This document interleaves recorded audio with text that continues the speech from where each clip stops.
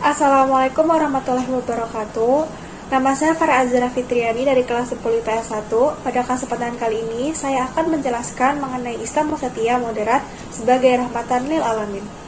Poin yang akan saya bahas yaitu pertama pengertian dan makna Islam wasatiyah, yang kedua aktualisasi Islam wasatiyah, yang ketiga pengertian radikalisme, yang keempat faktor dan ciri-ciri radikalisme, dan yang kelima Islam menentang radikalisme.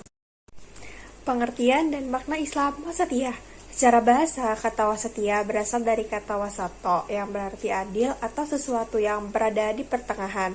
Ibnu Asyur mendefinisikan kata wasat dengan dua makna, yaitu yang pertama definisi menurut etimologi. Kata wasat berarti sesuatu yang ukurannya sebanding, dan yang kedua definisi menurut terminologi bahasa.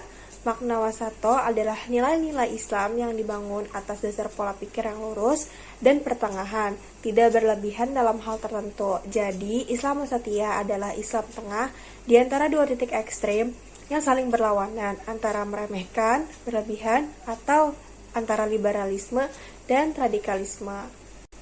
Allah berfirman, Quran Surat Al-Baqarah ayat 143 yang artinya, dan demikianlah pula kami telah menjadikan kamu umat Islam, umat pertengahan, agar kamu menjadi saksi atas perbuatan manusia dan agar Rasul Muhammad menjadi saksi atas perbuatan kamu. Aktualisasi Islam wasatiyah moderat ada 7. Di sini saya akan menjelaskan 4 terlebih dahulu, yaitu ada itidal atau tegak lurus, tawasud, tawazun, dan tasamuh. Yang pertama itidal, yaitu bentuk dan perilaku itidal ini akan melahirkan sikap adil dan teguh pendirian. Yang kedua tawasud, yaitu sikap dan kepemimpinan tengah-tengah, tidak berbahaya, tidak ke kanan dan tidak ke kiri. Yang ketiga tawazun, yaitu bersikap seimbang antara dunia dan akhirat, contohnya dalam praktek beribadah. Dan yang keempat yaitu tasamuh. Tasamuh yaitu menghargai perbedaan dengan menghormati orang yang memiliki prinsip hidup yang tidak sama.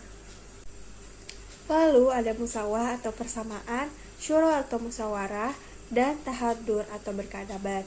Yang kelima musawah, yaitu tidak bersikap diskriminasi pada yang lain sebab perbedaan keyakinan, tradisi, dan asal-usul seseorang.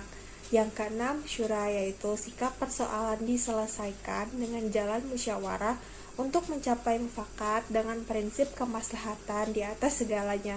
Dan yang terakhir atau yang ketujuh yaitu tahadur, yaitu menjunjung tinggi akhlak mulia, karakter, identitas, dan integrasi sebagai khairu ummah dalam kehidupan kemanusiaan dan peradaban.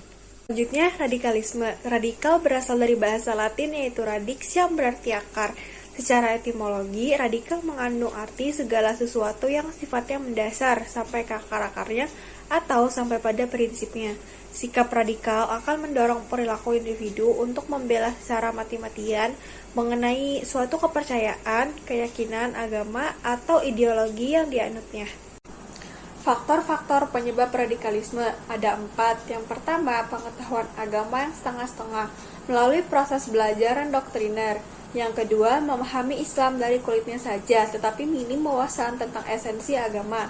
Yang ketiga, disibukkan oleh masalah sekunder, sembari melupakan masalah-masalah primer. Yang keempat, lemah dalam wawasan sejarah dan sosiologi, sehingga fatwa-fatwa mereka saling bertentangan dengan kemaslahatan umat, akal sehat, dan semangat zaman. Ciri-ciri radikalisme. Yang pertama, sikap berlebihan dalam beragama. Yang kedua, memaksakan kehendak dengan berbagai dalil termasuk dalil agama. Yang ketiga, menggunakan cara-cara kekerasan. Yang keempat, merasa dirinya paling benar sehingga tidak mau mendengarkan argumentasi dari kelompok lain.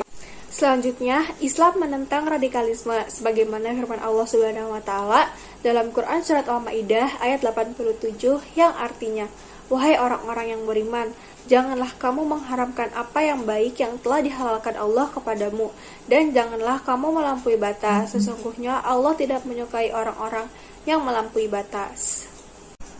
Jadi cukup sekian dari saya. Apabila ada kekurangan atau kesalahan mohon dimaklumi.